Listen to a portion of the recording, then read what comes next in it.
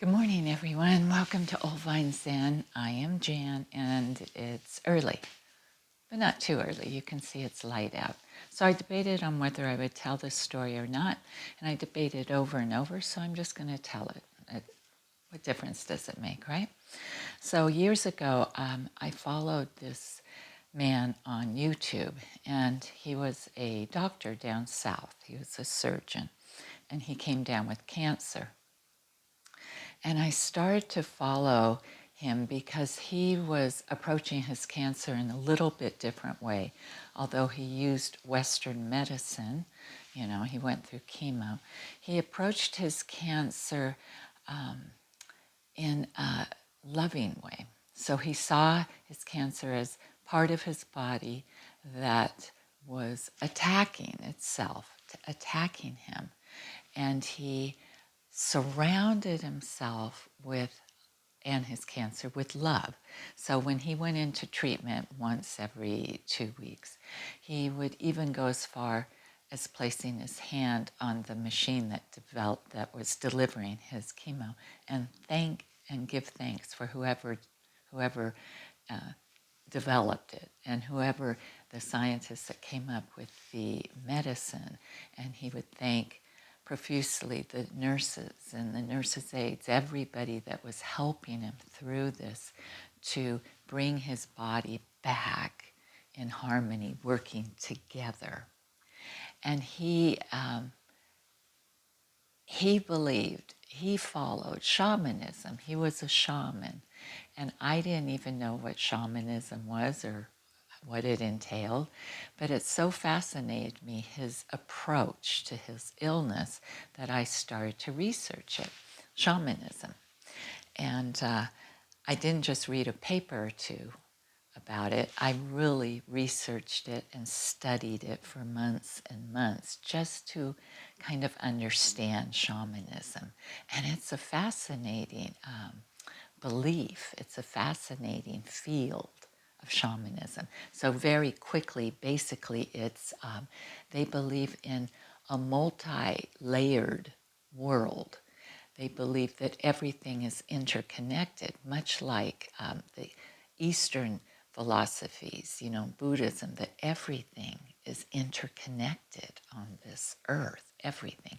So their multi-layered is three-layered, and it starts with the upper world, which is the celestial, the spiritual world.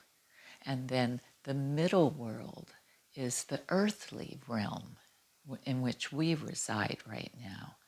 And then the lower world is the ancestral world, where our ancestors reside. And so we have three layers, and they are all interconnected, and they all offer us wisdom. And they use spiritual animals. They believe that all of us have one, if not more, through a lifetime of spiritual animals that will help bring us wisdom between these three layers, these three worlds. And I was so enthralled with it, I decided that I wanted to go to a shaman, to spend some time with a shaman. So I took months to research, to find someone who I felt was, credible, that I think that I would believe in, that they knew what they were doing.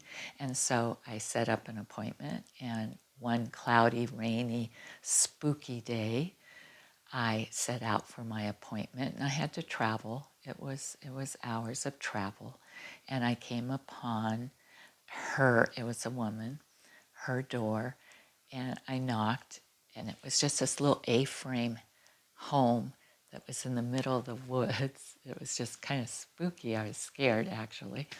And she opened the door, and she was short. I mean, I'm 5'7", so she was probably like 5'4", dressed in flowy kind of clothes, like you would imagine, kind of colorful.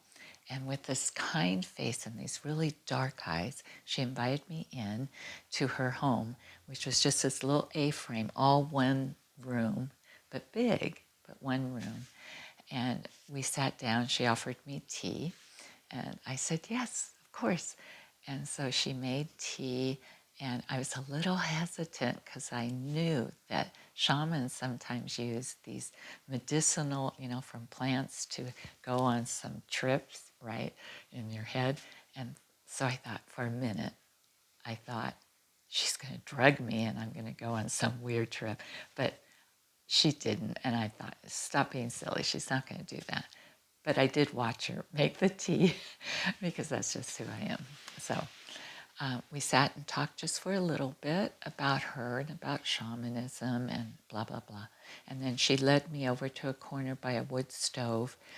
And it was so cozy in there. But her part of her living room, her living area, is just cushions and silks laying around, draped over things. And over in the corner was what was going to be my spot for the next hour and a half, kind of a bed made out of pillows and cushions and shawls and just this beautiful little area. And she led me there and she said, you can lie down if you feel comfortable, or you can just sit at first. But I lied down. And she said, you can close your eyes or keep them open. And from there proceeded an hour and a half of, I can't explain it very well, but chanting. She did chanting. She had those things that you hold in your hand that shake, make noise, shakers. And sometimes it would get real loud and she'd do it around my body. Sometimes she'd have a hand somewhere on me. And sometimes she would be almost calling out. And it was so intriguing.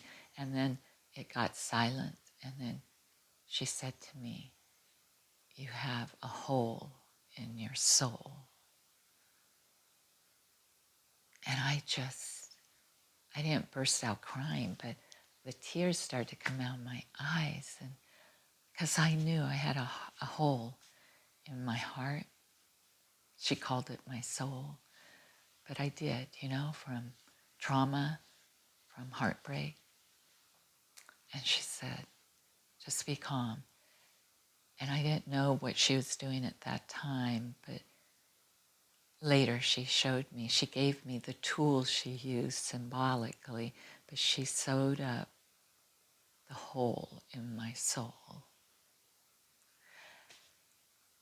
And I can't go into everything she said after that to explain, but she sent home telling me what my spirit animal is, which is a black horse, and to keep my eyes open for the black horse, and that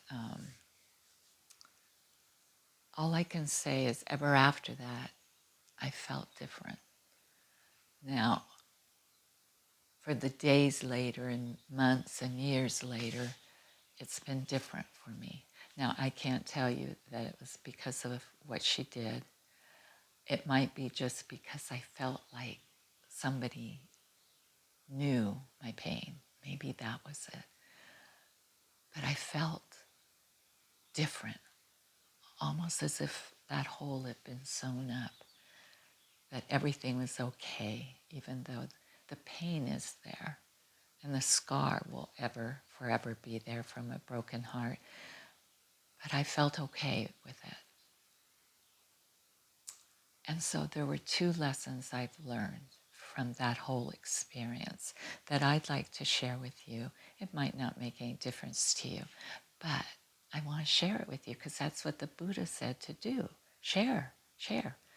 So the first lesson I learned is for me, to not close my eyes to things that I have already judged as being crazy or not valuable or have no possibility.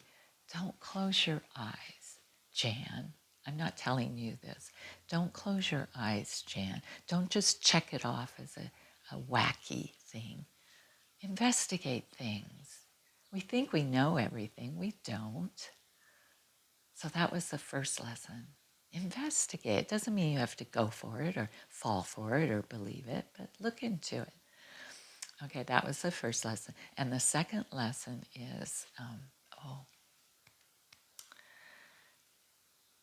she taught me this. She said this to me. It's not me. She said, your heart knows how to heal. Your soul knows how to heal if you allow it to, if you allow it. But a lot of times, I know for me, it's my mind that will not allow my heart to heal.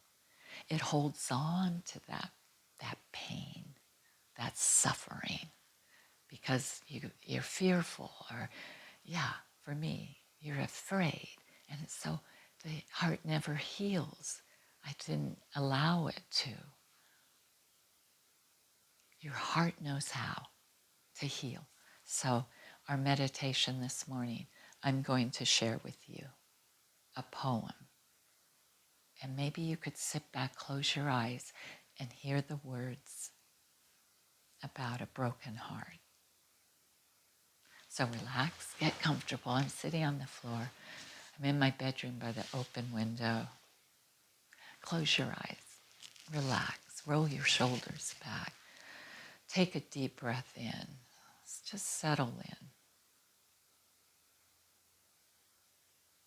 Feel your heartbeat. Feel your breath as it comes in and goes out. So we take these few moments today, whatever time it is for you, to heal, to allow ourselves to begin the journey of healing. Breathing in and breathing out. Soften the face and the jaw. Relax the hands and the feet.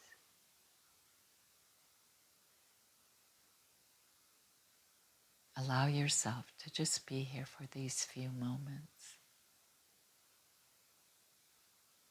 Breathing in and breathing out. The heart still knows. The title of our poem. The heart has broken, not as a failure, but as a truth pressed too tightly against the walls of change. It cracked, not because it's weak, but because it's real. A vessel that dares to feel the fullness of this life. And still, in the quiet, after that shatter, a rhythm begins again. Not the old song, but a tender hum of something becoming. And the petals begin to curl back slowly, and the breath returns.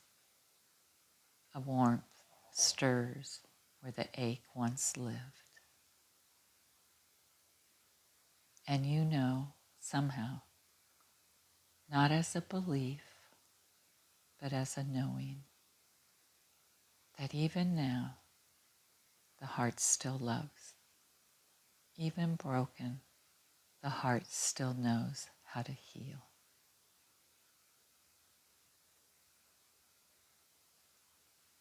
Breathing in and breathing out. May we walk gently with this heart. May I heal in time. May I allow my heart to heal. May I remain open to love.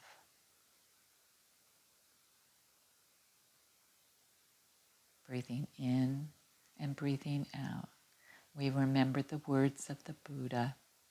All things arise and pass away, and this sorrow too is impermanent. Let the whisper of your breath bring that truth in and out. not to rush your healing, but to trust in it. And if the tears come, let them. And if the silence comes, let that too. And in closing, may I be kind to this hurting place inside of me. May I find space to grieve and space to heal. May I be patient with my pain. And may I remember love still lives in me. Breathing in and breathing out.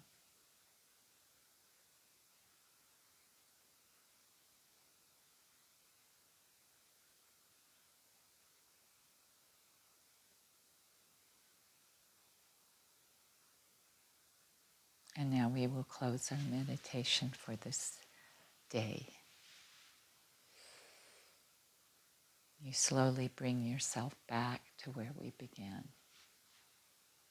And you may reopen your eyes if you'd like, or you can keep them closed. It's the biggest scar, I think, this is my opinion, of being human, is that broken heart. It's so, there's nothing like that. That feeling is there. But it's part of our lives. It's part of being human. And so we must allow ourselves to heal. And don't let anybody tell you there's a certain amount of time. It's different for everyone. So thank you for joining me today. I do appreciate you for tuning in and listening to my story. I've never told that story, so it was kind of risky for me. So, but then I said, what the hell, right? Who cares? So have a good day. Smile a little bit and relax and tell your story to someone that wants to hear it. I'll hear it if you want to tell it to me. Okay? All right, take care.